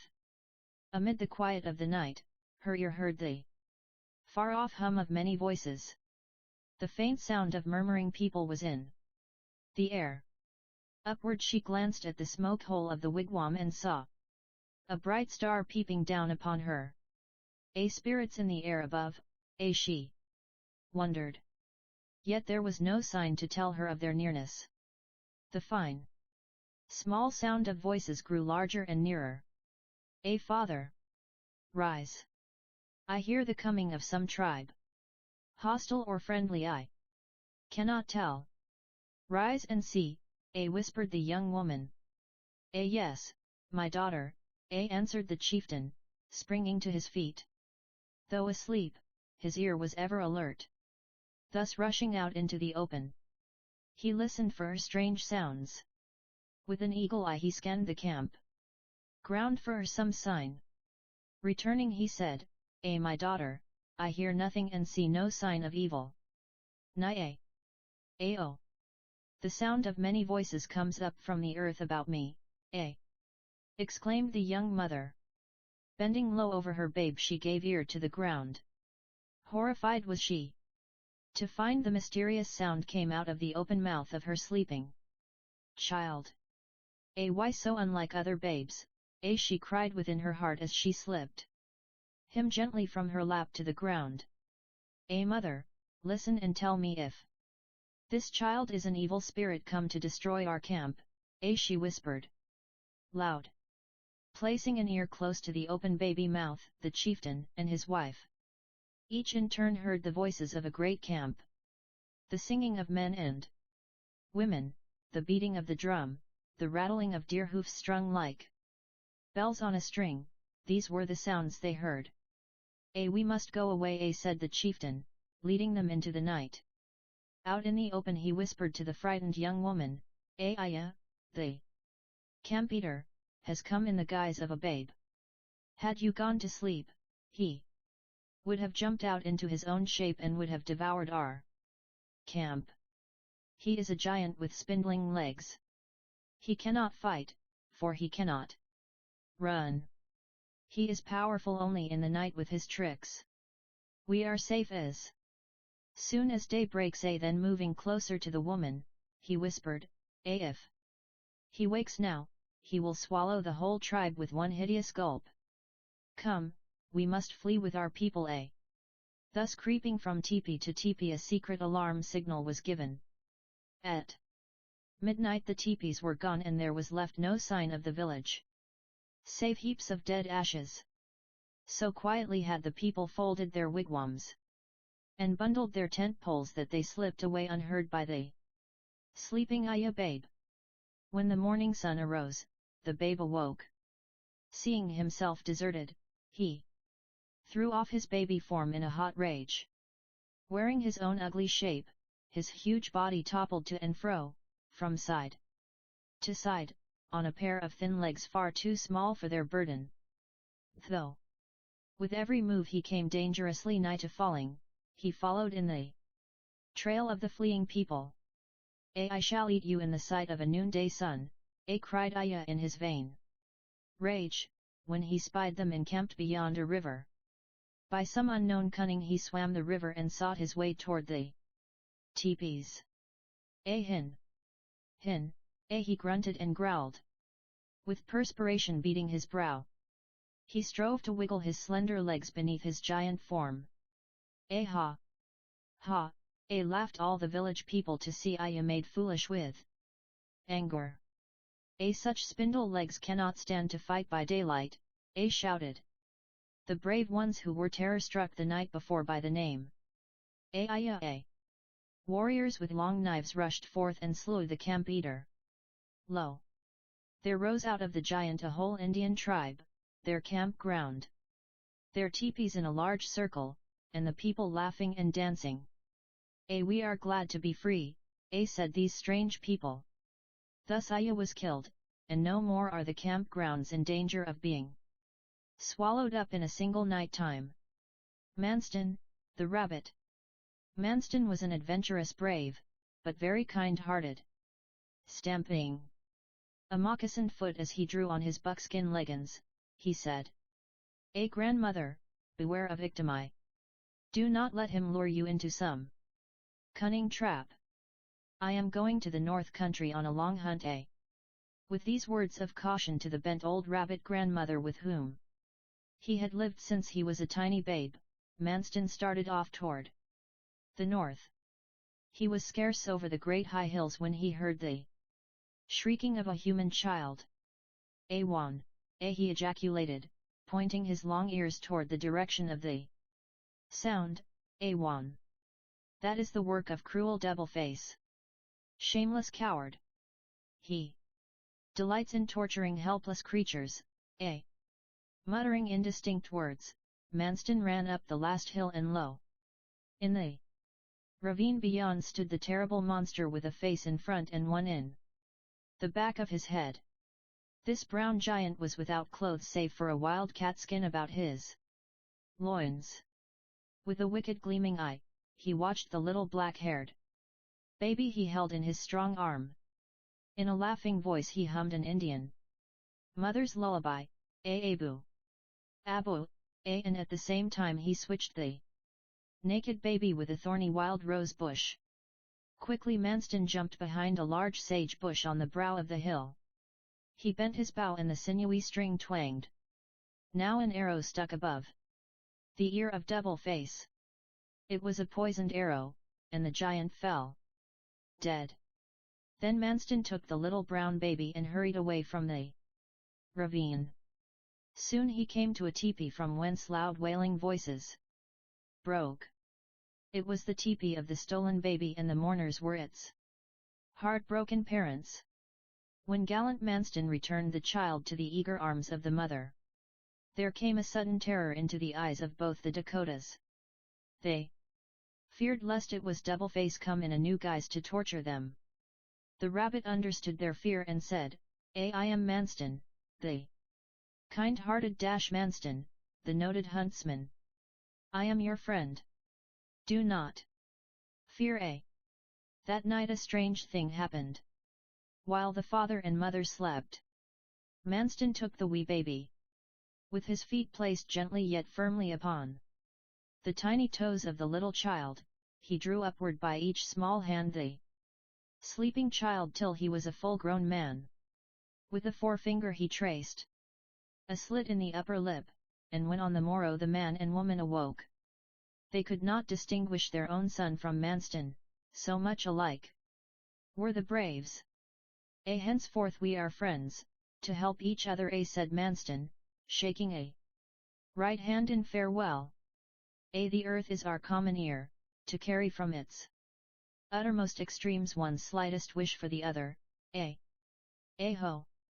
Be it so, answered the newly made man. Upon leaving his friend, Manston hurried away toward the north country, whither he was bound for a long hunt. Suddenly he came upon the edge of a wide brook. His alert eye caught sight of a rawhide rope staked to the water's brink, which led away toward a small round hut in the distance. The ground was trodden into a deep groove beneath the loosely drawn rawhide rope. Hun he, exclaimed Manston, bending over the freshly made footprints in the moist bank of the brook. A man's footprints, he said to himself. A blind man lives in yonder hut. This rope is his guide by which he comes for his daily water, surmised Manston, who knew all the peculiar contrivances of the people. At once his eyes became fixed upon the solitary dwelling, and hither he followed his curiosity. A real blind man's rope. Quietly he lifted the door flap and entered in. An old toothless grandfather, blind and shaky with age, sat upon the ground. He was not deaf, however. He heard the entrance and felt the presence of some stranger. How, grandchild, he mumbled, for he was old enough to be grandparent to every living thing. How? I cannot see you. Pray, speak your name. Grandfather, I am Manston, answered the rabbit, all the while looking with curious eyes about the wigwam. Grandfather, what is it so tightly packed in all these buckskin bags, placed against the tent poles? He asked. My grandchild, those are dried buffalo meat and venison. These are magic bags which never grow empty. I am blind and cannot go on a hunt. Hence a kind maker has given me these magic bags of choicest foods. Then the old, bent man pulled at a rope which lay by his right hand. This leads me to the brook where I drink. And this, said he, turning to the one on his left, and this takes me into the forest, where I feel about for dry sticks for my fire. Grandfather, I wish I lived in such sure luxury.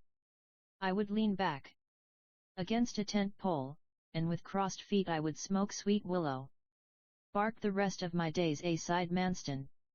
My grandchild, your eyes are your luxury. You would be unhappy without them. The old man replied. Grandfather, I would give you my 2 eyes for your place, cried Manston. How? You have said it. Arise. Take out your eyes and give them to me. Henceforth you are at home here in my stead. At once Manston took out both his eyes and the old man put them on. Rejoicing, the old grandfather started away with his young eyes while the blind rabbit filled his dream pipe, leaning lazily against the tent pole. For a short time it was a most pleasant pastime to smoke willow bark and to eat from the magic bags. Manston grew thirsty, but there was no water in the small dwelling. Taking one of the rawhide ropes he started toward the brook to quench his thirst. He was young and unwilling to trudge slowly in the old man's footpath. He was full of glee, for it had been many long moons since he had tasted such good food. Thus he skipped confidently along, jerking the old weather-eaten rawhide spasmodically till all of a sudden it gave way, and Manston fell headlong into the water. He grunted, kicking frantically amid-stream. All along the slippery bank he vainly tried to climb, till at last he chanced upon the old stake and the deeply worn footpath. Exhausted and inwardly disgusted with his mishaps, he crawled more cautiously on all fours to his wigwam door. Dripping with his recent plunge, he sat with chattering teeth within his unfired wigwam. The sun had set and the night air was chilly, but there was no firewood in the dwelling. Ahin, murmured Manston and bravely tried the other robe. I go for some firewood, he said, following the rawhide rope, which led into the forest. Soon he stumbled upon thickly strewn dry willow sticks. Eagerly with both hands he gathered the wood into his outspread blanket. Manston was naturally an energetic fellow. When he had a large heap, he tied two opposite ends of blanket together and lifted the bundle of wood upon his back, but alas! He had unconsciously dropped the end of the rope and now he was lost in the wood. Hin! Hin! He groaned. Then pausing a moment, he set his fan-like ears to catch any sound of approaching footsteps. There was none. Not even a night bird twittered to help him out of his predicament. With a bold face, he made a start at random. He fell into some tangled wood where he was held fast. Manston let go his bundle and began to lament having given away his two eyes. Friend, my friend, I have need of you. The old oak tree grandfather has gone off with my eyes and I am lost in the woods, he cried with his lips close to the earth. Scarcely had he spoken when the sound of voices was audible on the outer edge of the forest. Nearer and louder grew the voices. One was the clear flute tones of a young brave and the other the tremulous squeaks of an old grandfather. It was Manston's friend with the earth ear and the old grandfather. Here Manston, take back your eyes, said the old man. I knew you would not be content in my stead, but I wanted you to learn your lesson. I have had pleasure seeing with your eyes and trying your bow and arrows. But since I am old and feeble I much prefer my own teepee and my magic bags, Thus talking the three returned to the hut. The old grandfather crept into his wigwam, which is often mistaken for a mere oak tree by little Indian girls and boys. Manston, with his own bright eyes fitted into his head again, went on happily to hunt in the north country. The warlike seven. Once 7 people went out to make war. The ashes, the fire, the bladder, the grasshopper, the dragonfly, the fish, and the turtle. As they were talking excitedly, waving their fists in violent gestures, a wind came and blew the ashes away. Ho! Cried the others, he could not fight, this one, The 6 went on running to make war more quickly. They descended a deep valley, the fire going foremost until they came to a river. The fire, said Ahsss Chu, and was gone. Ho! Hooted the others, he could not fight, this one, Therefore the 5 went on the more quickly to make war. They came to a great wood. While they were going through it, the bladder was heard to sneer and to say, he! You should rise above these, brothers. With these words he went upward among the tree tops, and the thorn apple pricked him. He fell through the branches and was nothing. You see this, said the 4, this one could not fight. Still the remaining warriors would not turn back. The 4 went boldly on to make war. The grasshopper with his cousin, the dragonfly, went foremost. They reached a marshy place, and the mire was very deep. As they waded through the mud, the grasshopper's legs stuck, and he pulled them off. He crawled upon a log and wept, you see me, brothers, I cannot go, The dragonfly went on, weeping for his cousin. He would not be comforted, for he loved his cousin dearly.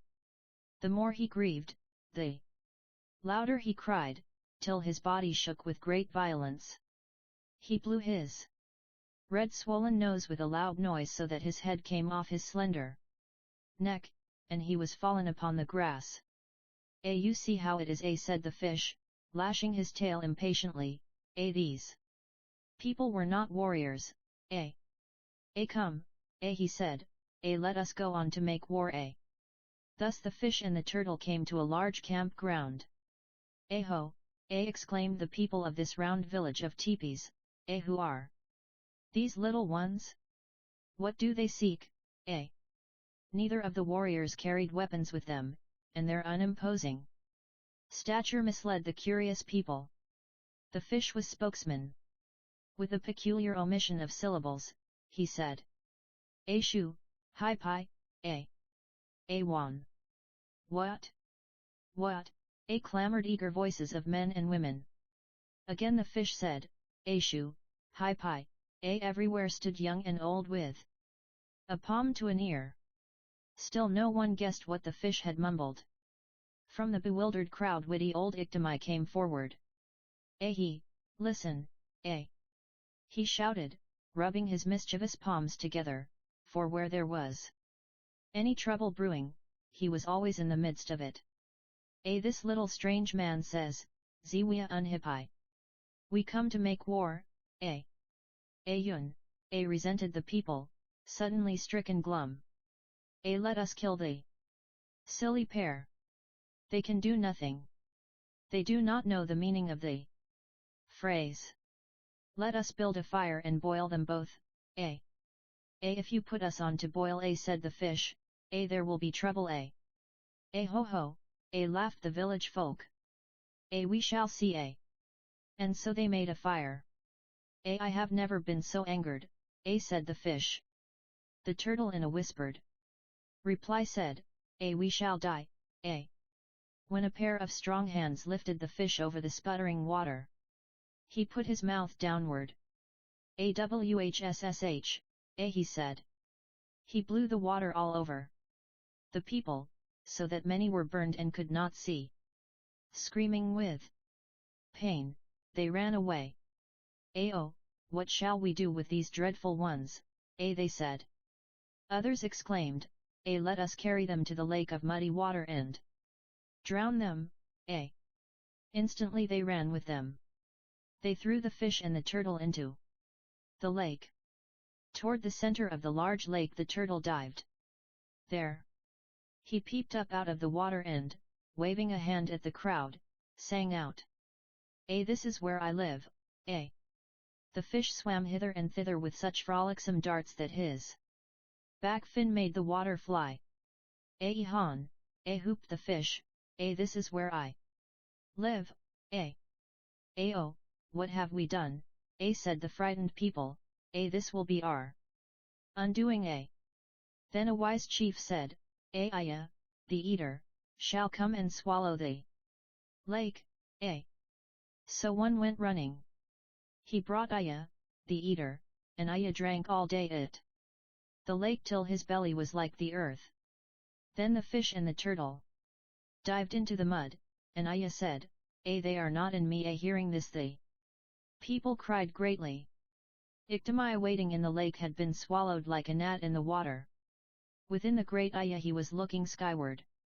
So deep was the water in the eater's stomach that the surface of the swallowed lake almost touched the sky. I will go that way, said Iktimai, looking at the concave within arm's reach. He struck his knife upward in the eater's stomach, and the water falling out drowned those people of the village. Now when the great water fell into its own bed, the fish and the turtle came to the shore. They went home painted victors and loud-voiced singers.